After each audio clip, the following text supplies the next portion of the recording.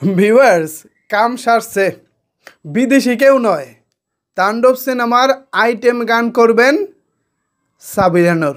বিস্তারিত জানতে একটি লাইক দিয়ে সম্পূর্ণ ভিডিওটি দেখতে থাকুন।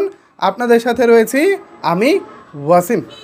গতকালকে থেকেই সেট রেডি, শাকিব খান যাননি বলে গতকালকে কোনো শ্যুট হয়নি, তবে এর মধ্যে মীমাংসা হয়ে গেছে। আফরান নিশুর ইস্যুর কথাটা বলতেছি আর কি। আফরান নিশুর ইস্যুটা নিয়ে যে জলঘোলা হয়েছে তা তো আপনারা জানেন। সেই জলঘোলার পর শাকিব খান এক পর্যায়ে রাজি হয়েছেন এবং তিনি আইটেম গানে অংশগ্রহণ করেছেন। তো যে আইটেম গানে শাকিব খান অংশগ্রহণ করবেন সেই আইটেম গার্লটা আসলে কে?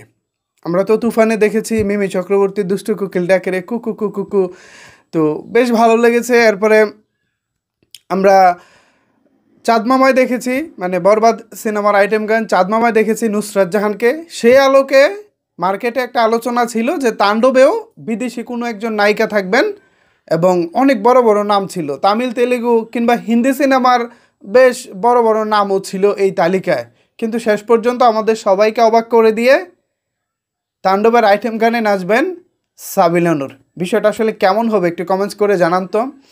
আমি একটু মিশ্র প্রতিক্রিয়া দেখাবো আমার জায়গা থেকে, জাস্ট এটা আমার ওপিনিয়ন আর কি।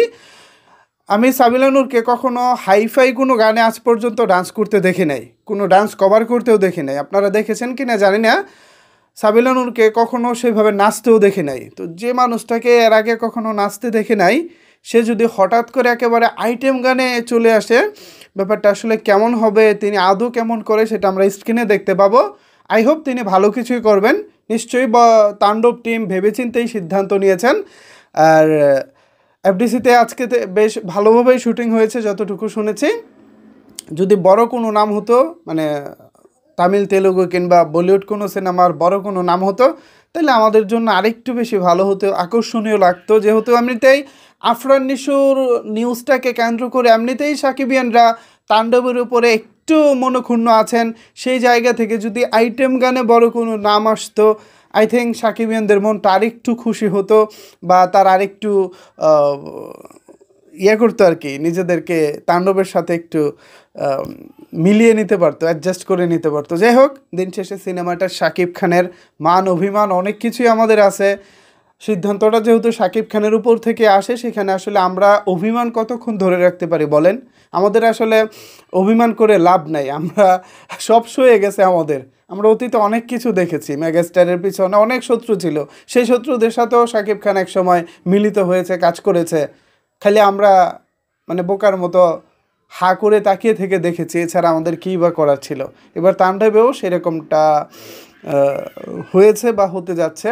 শাকিব খান তিনি আফরান নিশুরকে নিয়েই তাণ্ডবে কাজ করতেছেন, সেটা আপাতত আপনারা শুনেছেন। ক্লিয়ার কথা বলতে গিয়ে আমি আবেগে ভেসে যাচ্ছে। যাই হোক, আফরান নিশুর কথাটা আর বললাম না।